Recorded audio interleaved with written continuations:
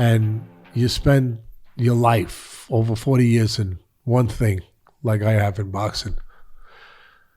Like I said in my speech, somebody once said to make an omelet, you got to break some eggs, and to have a career, you got to miss stuff. And when you miss it, you might be able to deal with it, but it also impacts your family. And nobody knows how it affects you because I'm not going to show them. It's kind of like being a fighter. You watch a fighter, watch a human being in anything. And you people out there, you might be going to your first board meeting. Oh, my God, I'm so scared. I'm so nervous. I got to go to the bathroom again. Does it show? It doesn't show. You think it shows, but it doesn't show because you're putting forward the front you need to put forward. You don't realize that because just because you feel it inside don't mean that it shows. Nobody sees it unless you do something to show it. Probably something weak. And give into it. But we all feel it. And so, when you're involved in a career and like I said, you put forward all that time and you're not showing, when I had to miss certain things for the family, you're not gonna see it in me, but it hurts. And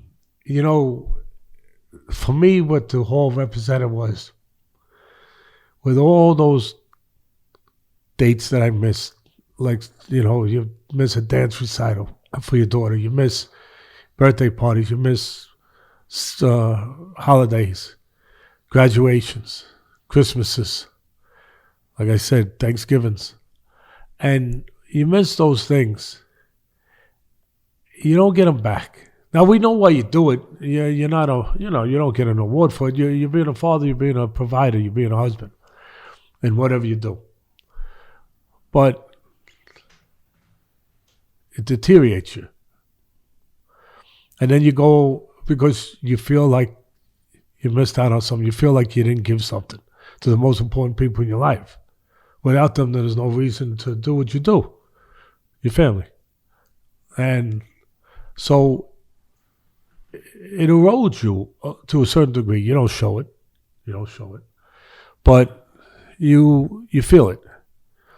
And then you go into camps and you go around the world and you train these fighters.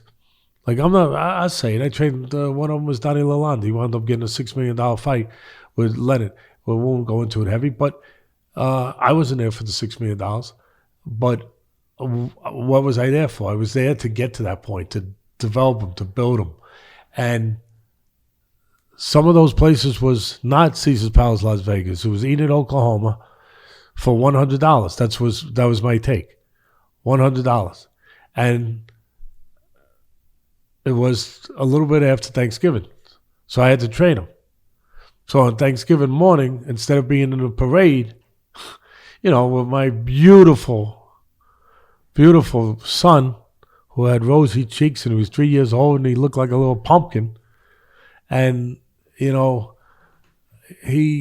was waiting for Dad to take him to the parade. I couldn't go. I was in Gleason's gym instead with the keys because the owner gave me the keys early in the morning, training them before we went to Enid, Oklahoma, because that's what I needed to do.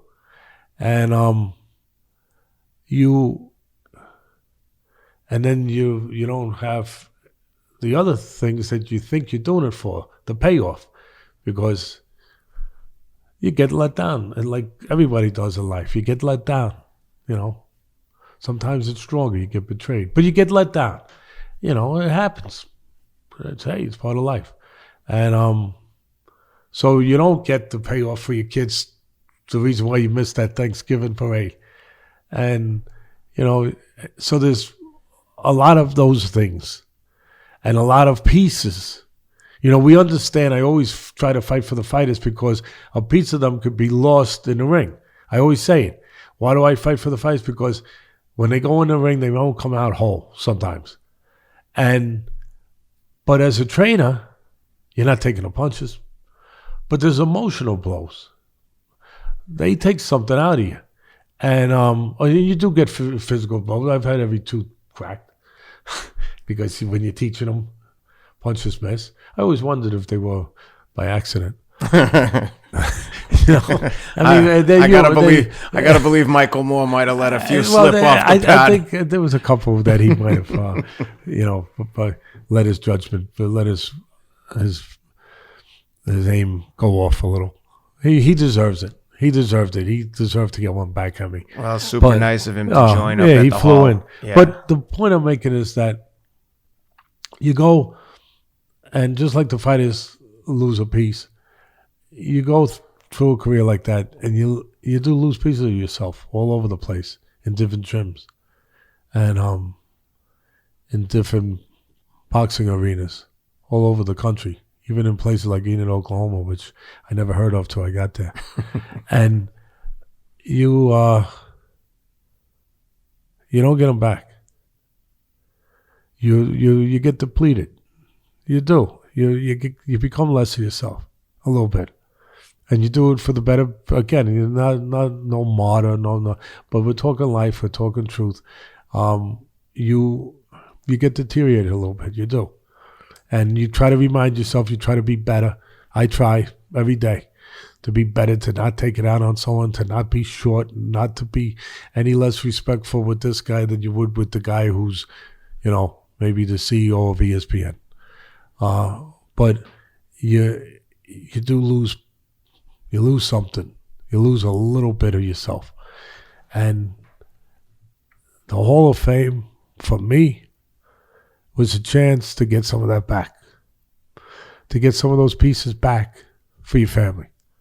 To get that Thanksgiving Day back to your son. And I didn't think it would be that, but it was. To get it back and to say to your son, as I said to each one of my members, my family, my wife, thank you. Mm-hmm. Princess, my daughter, Nicole, thank you. Bud, it's my son. I call him Bud. Thank you. So it couldn't be better than that. It doesn't get better than that. And that's what it was. And it was special. And I never thought it would be, to be honest, because what's a Hall of Fame? Really, it's too much about people patting themselves on the back sometimes, and that's not pretty. But this wasn't not that. It wasn't that. It was the chance to just get whole again a little bit for your family, to give them something that you took away from them, and so in that way it was really special. And you guys were there, and I had so many friends that flew in from all over the country, Vegas and LA and Lake Tahoe, my production crew. Most of them all came in. The ones that count to me, the ones that have been with me for all those years at ESPN, they all flew in. My producers, the ones that were there from the beginning, like Matt Sanduli, all those guys, they all came in. And it was extraordinary. I mean, I made a joke. A couple of my guys came in. They drove 12 hours from Kentucky, and they brought real Kentucky moonshine. And but it was really special.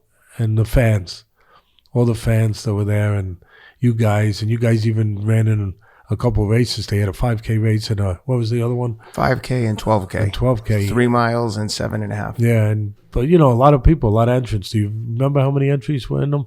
I know it was a pretty good amount. I'm not sure because I started the race. Yeah. They asked me to start the race, and do you remember the false start? I messed that up.